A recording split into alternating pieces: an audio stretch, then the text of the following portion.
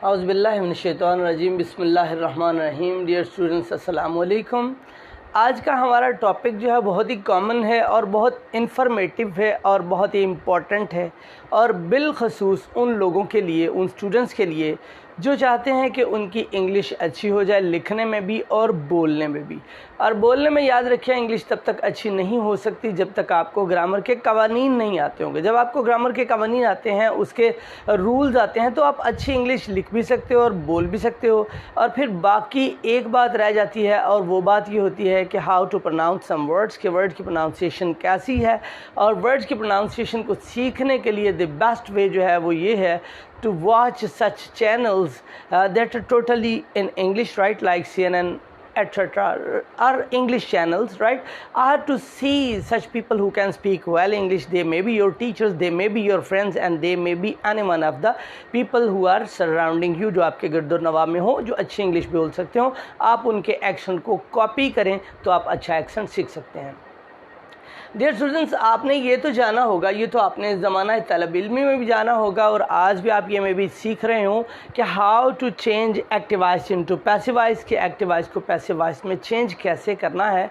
लेकिन ये बात शायद आपके इल्म में ना हो कि बाज़ औक़ात कुछ सेंटेंसेस ऐसे होते हैं जो ऑलरेडी पैसिव होते हैं, और आप उनका ट्रांसलेशन जब आप करते हो तो आपको दुश्वारी का सामना करना पड़ता है। तो ऐसे जुमले आज के इस लेक्चर में मैं लेकर आपके सामने आया हूँ ताकि आपको समझ आ सके, ताकि आपको प्रैक्टिस हो सके और आपको पहचान हो कि ऐसे जुमलों को हमने ट्रांसलेट कैसे करना है, और वो अगर पैसिव वॉइस हैं तो वो किस तरह के हैं कि वो पैसिव वॉइस हैं, जबकि देखने में ऐसे लग रहे हैं जैसे वो एक्टिव हैं, या यूँ कह लीजिए जैसे किसी टेंसेस से उनका ताल्लुक़ है, लेकिन उनका तर्जुमा इंग्लिश में जब करना होता है तो उसको पैसिव वॉइस के रूल्स के तहत करना होता है। ये सारी बातें आज आपको मैं ओपन करके अच्छे तरीके से समझाने की कोशिश करूँगा।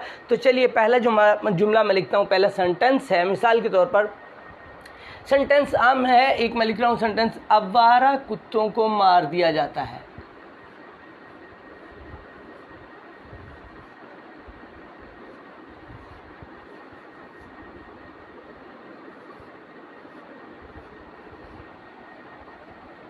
अब आपके सामने ये जुमला है, आवारा कुत्तों को मार दिया जाता है। अगर आप ये सेंटेंस देखें तो आप डेफिनेटली आम स्टूडेंट्स अगर होंगे, आम स्टूडेंट्स की तरह, और अक्सर स्टूडेंट ये सोचते हैं कि जब जाता है वगैरह सेंटेंस के एंड पर आ गया तो इसका मतलब है ये प्रेजेंट इंडेफिनेट है, क्योंकि ता है ती है निशानी होती है प्रेजेंट इंडेफिनेट टेंस की। अब यहाँ जब आपने देखा कि आवारा कुत्तों को मार दिया जाता है ने साबित किया कि प्रेजेंट इंडेफिनेट है। अब इसका जब आप ट्रांसलेशन करोगे तो आपसे ट्रांसलेशन नहीं होगा अगर आप ये बात नहीं जानते होंगे कि इसका ताल्लुक एक्टिव से नहीं, यानी टेंस से नहीं, बल्कि पैसिव वॉइस है। तो चलिए जानिए आप, मैं आपको बताता हूँ कि किस तरह से ये पैसिव है। आप देखिए, इसमें डूअर का नहीं पड़ता, मतलब इसमें सब्जेक्ट मौजूद नहीं है। जब किसी सेंटेंस के अंदर सब्जेक्ट मौजूद ना हो तो वो पैसिव होता है, और उसकी पहचान जिस टेंस के अंडर हो उसी टेंस का पैसिव होता है। मसलन ये प्रेजेंट इंडेफिनिट फील हो रहा है ना, तो ये प्रेजेंट इंडेफिनिट टेंस नहीं है, बल्कि प्रेजेंट इंडेफिनिट का ये पैसिव है, क्योंकि इसके अंदर सब्जेक्ट मौजूद नहीं है। इसमें जो मेन पहचान है, नो सब्जेक्ट। जब इसमें सब्जेक्ट नहीं है तो ये डेफिनेटली पैसिव होगा डियर स्टूडेंट्स, ठीक है। अब इसमें आप देखिएगा, अगर सब्जेक्ट नहीं है तो क्या इसमें ऑब्जेक्ट मौजूद है?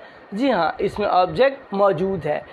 कौन है ऑब्जेक्ट? ऑब्जेक्ट है आवारा कुत्ते। आवारा कुत्ते क्या होंगे जी? ये आपका ऑब्जेक्ट है, क्योंकि उनको मारा जा रहा है, जिस पर काम हो रहा होता है वो ऑब्जेक्ट होता है। तो आपने पैसिव वॉइस के लास्ट लेक्चर में आपने चेंज ऑफ वॉइस में मैंने आपको रूल 6 बताए थे कि आपने ऑब्जेक्ट को सब्जेक्ट बना देना है और सब्जेक्ट को ऑब्जेक्ट। सब्जेक्ट चूँकि है नहीं तो ऑब्जेक्ट आप नहीं बनाएंगे, और ऑब्जेक्ट मौजूद है तो आप इसको सब्जेक्ट की प्लेस पे लिख लीजिएगा।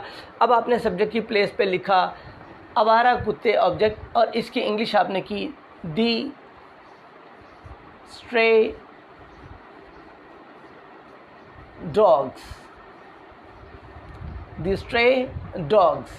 अब आपने जब सब्जेक्ट लिख लिया, यानी ऑब्जेक्ट को आपने जब सब्जेक्ट की प्लेस पे लिखे, उसको सब्जेक्ट बना लिया, तो उसके बाद आप हेल्पिंग वर्ब लगाएंगे डेफिनेटली। जो लास्ट लेक्चर्स में मैं बड़ी तफसील से आपको बताया था, आर लगेगा। चूँकि ये जो सब्जेक्ट है ये प्लूरल है, तो आप इसको हेल्पिंग वर्ब बाद में आर लगा देंगे। और तमाम पैसिव्स में थर्ड फॉर्म ऑफ वर्ब लगती है। वर्ब इसमें जनाब आपका है मारना, ये आपका वर्ब है, तो इसकी फॉर्म थर्ड बनाएंगे kill, third form killed, killed, killed. The stray dogs are killed, आवारा कुत्तों को मार दिया जाता है। The stray dogs are killed, आप इसका तर्जुमा ऐसे करेंगे, मतलब तमाम पैसिव में थर्ड फॉर्म लगती है। जब आप पैसिव वाइज ना समझें इसको, एक्टिव अगर आप समझते रहेंगे यानी प्रेजेंट इंडेफिनिट समझते रहेंगे, तो इसकी ट्रांसलेशन नहीं कर सकेंगे, गलत होगी। क्योंकि आपके प्रेजेंट इंडेफिनिट में सब्जेक्ट के बाद फर्स्ट फॉर्म ऑफ वर्ब लगती है और हेल्पिंग वर्ब नेगेटिव और इंट्रोगेटिव में लगता है, जबकि पॉजिटिव के अंदर हेल्पिंग वर्ब लगता ही नहीं है। तो ये इस तरह से आपने पैसिव के रूल्स के तहत इसको ट्रांसलेट किया। और अगला जुमला आपका है आज का। मिसाल लेते हैं, आज का पर्चा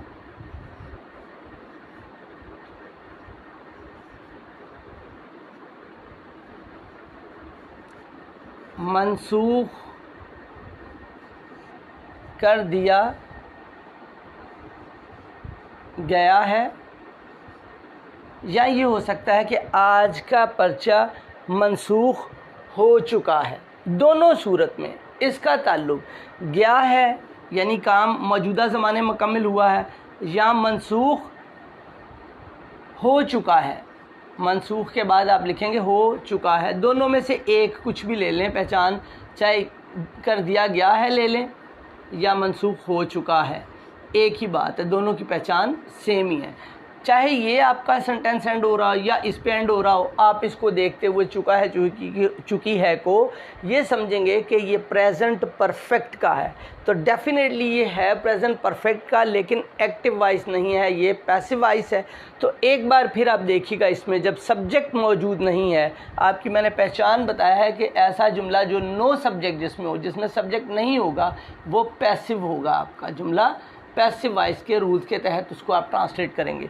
तो इसमें भी आप देखिएगा, इसमें भी आपको मनसूख करने वाला नहीं नज़र आ रहा, पता नहीं कौन सी अथॉरिटी है, किसने मनसूख किया है। तो ये आपका होगा प्रेजेंट परफेक्ट का, लेकिन एक्टिव नहीं बल्कि पैसिव वॉइस ही होगा। तो जब आपको ऑब्जेक्ट, अब आपने सब्जेक्ट तो है नहीं, अब आप ऑब्जेक्ट देखेंगे तो ऑब्जेक्ट इसमें क्या है, आपका ऑब्जेक्ट है आज का पर्चा। ये आपका ऑब्जेक्ट है आज का पर्चा। क्यों? कि वो उसे मनसूख किया गया, काम उस पर हुआ है। किस पर हुआ है? पर्चे पे काम हुआ है। पर्चे को के साथ क्या हुआ है? वर्ब इसका क्या बना? मनसूख होना। ये आपका वर्ब होगा। जब वर्ब भी आपके पास है, ऑब्जेक्ट भी है, सब्जेक्ट नहीं है, तो मीन्स ये पैसिव है। और ताल्लुक़ किससे है आपका? डेफिनेटली प्रेजेंट परफेक्ट से है। तो आप प्रेजेंट परफेक्ट के रूल्स के तहत इसको पैसिव में चेंज करेंगे। चेंज नहीं बल्कि डायरेक्ट इसकी ट्रांसलेशन करेंगे, क्योंकि एक्टिव नहीं जिसको चेंज करना है। तो आपने ऑब्जेक्ट को सब्जेक्ट की जगह पे लिखा। आज का पर्चा की इंग्लिश होगी जी टुडेज पेपर। टुडेज एपोस्ट्रोफी लगाकर ऐसे लगा दिया, आज का, इसका तर्जुमा होगा टुडेज पेपर। और प्रेजेंट परफेक्ट का जो हेल्पिंग वर्ब होता है वो हैज़ बिन या हैव बिन होता है। लास्ट हमारे ये भी लेक्चर्स में जो पैसिव के लेक्चर्स थे उसमें यह बात आपको सिखाई गई थी। टुडेज़ पेपर, अब पेपर चूँकि सिंगुलर है तो आप हैज़ बिन लगाएंगे, has been. Today's paper has been. आगे जनाब मनसूख कर देना, वर्ब है, वर्ब की आप थर्ड फॉर्म लगा देंगे, हैज़ बिन कैंसल्ड। तो इस तरह से आपने इसको ट्रांसलेट कर लिया। आपको जब ये पता चला कि ये एक्टिव नहीं पैसिव है, और वो पहचान मैं आपको बता चुका हूँ कि क्या। यहाँ पुरानी किताबें, अगला हम एक और सेंटेंस लेते हैं। यहाँ पुरानी किताबें बिकती हैं। यहाँ पुरानी किताबें बिकती हैं।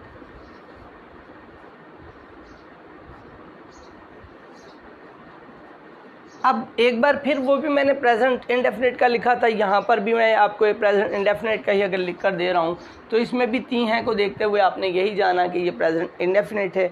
और आप जब ट्रांसलेशन करेंगे आप उससे पहले सेंटेंस को चेक करेंगे हस्बे मामूल के इसमें सब्जेक्ट कौन सा है, वर्ब कौन सा है और ऑब्जेक्ट कौन सा है, तो फिर आप ट्रांसलेट करेंगे। और जब आपको पता चलेगा कि इसमें बेचने वाला यानी सब्जेक्ट मौजूद नहीं है तो आप इसकी ट्रांसलेशन एक बार फिर उसी रूल्स के तहत आप ट्रांसलेशन करेंगे, लेकिन मालूम ये करेंगे कि आपका ऑब्जेक्ट क्या है।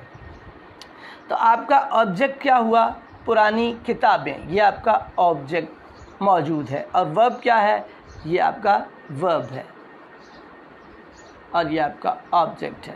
तो इसी रूल के तहत आप ट्रांसलेट करेंगे जो पहले आपको बताया गया। ऑब्जेक्ट को सब्जेक्ट की जगह लिखेंगे। ओल्ड बुक्स, आप इससे पहले कॉमन नाउन है तो दी ओल्ड बुक्स लगा लीजिए। दी ओल्ड बुक्स,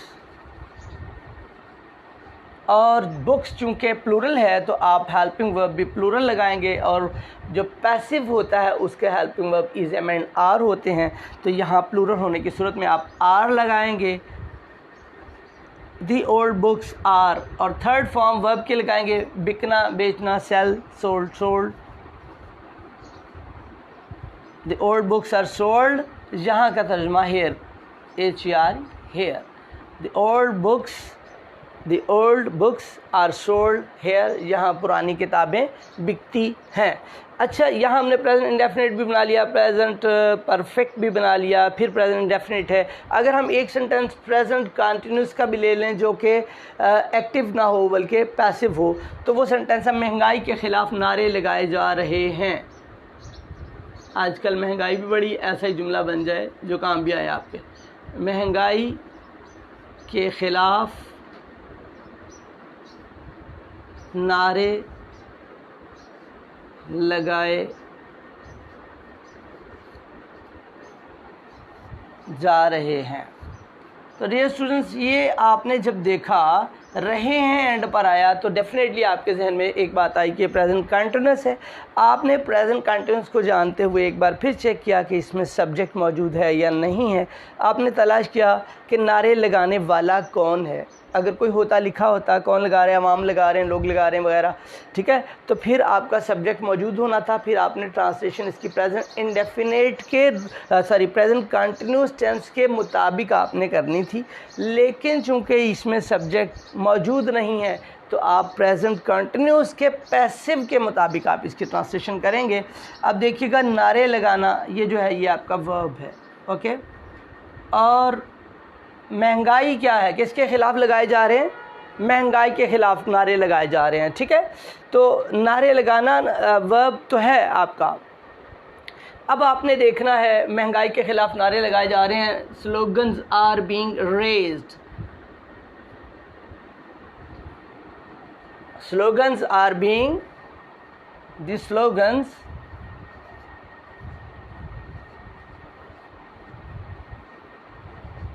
अब स्लोगन्स जो है ये आपका असल में ऑब्जेक्ट था, ठीक है। यहाँ पर ये स्लोगन लगाना एक वर्ब है, इतना सा हम इसको करेंगे, अलग कर लेते हैं ताकि क्लियर हो जाए। लगाना आपका वर्ब है और स्लोगन्स जो होंगे क्योंकि वो लग रहे हैं ये आपका ऑब्जेक्ट होगा, ठीक है।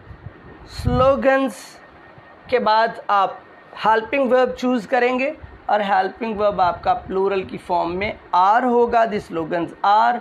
और जितने भी कंटिन्यूस होते हैं उनमें बीइंग का वर्ब ऐड होता है, BEING, बीइंग। जो भी कंटिन्यूस होंगे पैसिव उनमें बीइंग लगेगा। The slogans are being. अब लगाना जो है उठाना है, रेज इसकी इंग्लिश होगी और थर्ड फॉर्म रेज की raised. The slogans are being raised against, किसके खिलाफ लग रहे हैं, महंगाई के, अगेंस्ट दी डियरनेस, महंगाई dearness.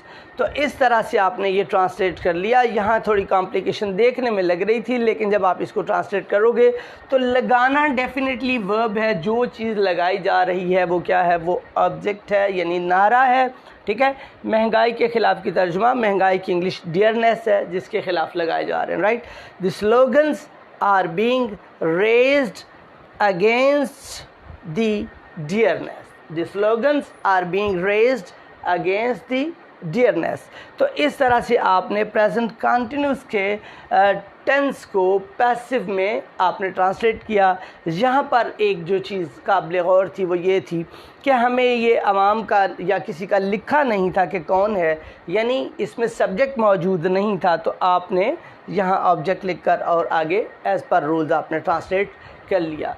Hope for the best. मुझे उम्मीद है आज का लेक्चर आपको इन्फॉर्मेटिव लगा होगा और आपको ये इल्म हो गया होगा कि जब आपने ट्रांसलेट करना है तो पहले ये वेरीफाई करना है आया इस सेंटेंस का ताल्लुक एक्टिव से है या पैसिव से, फिर उसी के रूल्स के मुताबिक आपने ट्रांसलेट करना है। Hope for the best. इंशाल्लाह सी यू इन नेक्स्ट लेक्चर। तब तक के लिए इजाज़त। अल्लाह हाफिज़।